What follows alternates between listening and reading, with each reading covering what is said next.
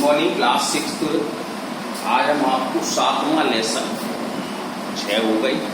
7वां lesson संधि किसे कहते हैं।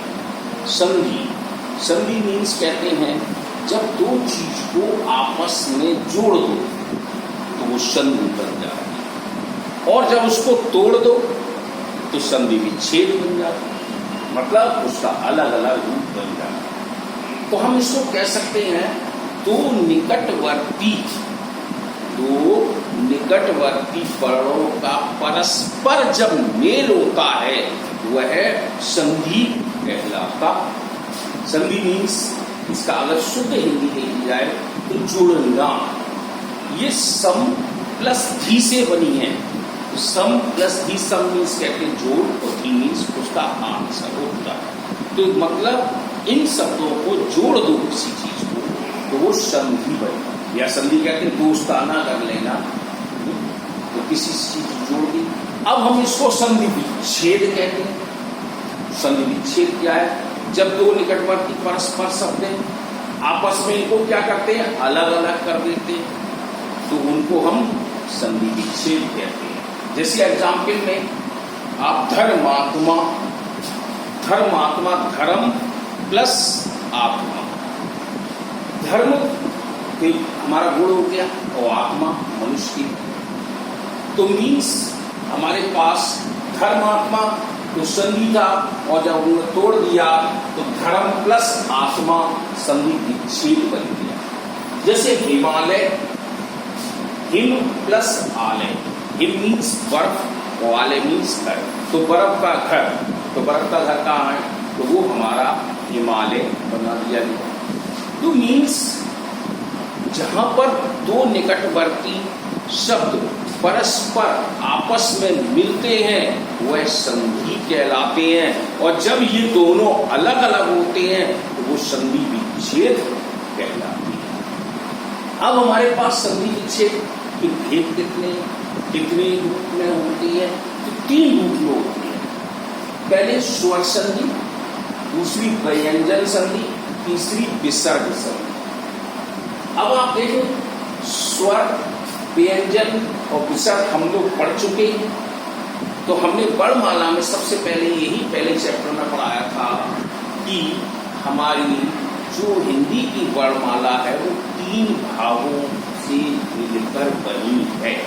स्वर, व्यंजन, अयुग्म, जिसमें 11 स्वर 11 स्वर होते हैं, 35 यानी 35 हमारे व्यंजन होते हैं, और 3 अयुग्म।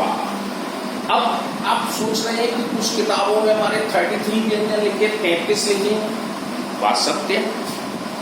33 लिखे हैं तो इसमें कोई बुराई चीज नहीं है।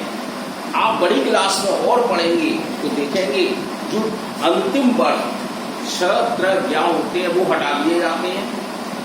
छ, त्र, ज्ञ, इसकी जगह पे ड और ढ का प्रयोग किया है।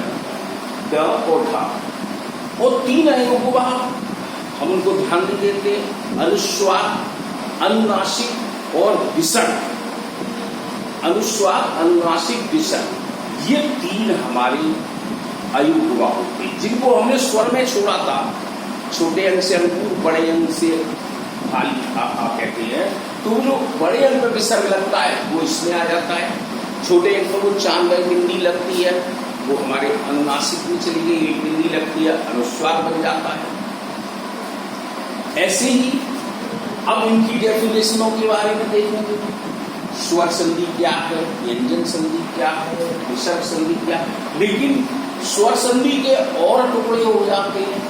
जैसे आपने पढ़ते कभी क्या कहते हैं, दीर्घ संधि है, वृद्ध संधि है, यण संधि है, याग संधि, ये कहां से आ गई? तो ये कहां से आ गई? ये स्वर संधि के ही रूप होते हैं। या अक्षर किताब में लिखा है, आप उसको पढ़ेंगे। तो हम आगे बढ़ते हैं। स्वर संधि किसे कहते हैं? जब दो स्वर जैसे अ प्लस आ, यानी मतलब हमारे पास एक शब्द है स्वर में अ प्लस अ। अब इसका जब उच्चारण बनता है तो बड़ा आ बना देते। आप देखना, आज पढ़ना, तो कल इसकी डिटेल और पढ़ाएंगे। तो दो स्वर के परस्पर मेल से उनमें जो परिवर्तन आ जाता है वह स्वर संधि कहलाता। दो स्वर, अब जैसे आपने देखो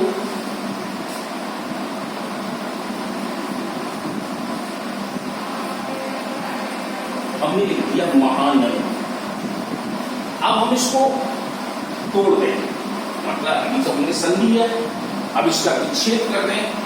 महा प्लस आनंद।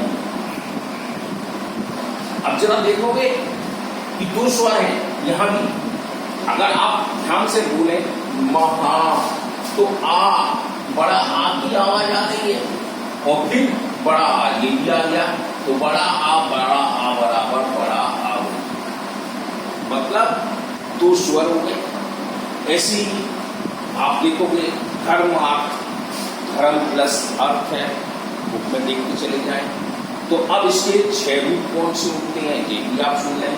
दीर्घ संधि, गुण संधि, वृद्धि संधि, यण संधि, अयादि संधि, तो इन सबके ही अलग अलग रूप हैं। तो स्वर संधि में आप इसको आज पढ़ना, देखना, समझ में आएगा पूरा वो, लेकिन जब आप पढ़ेंगे तब ही समझ में आएगा, अन्यथा कुछ नहीं आएगा।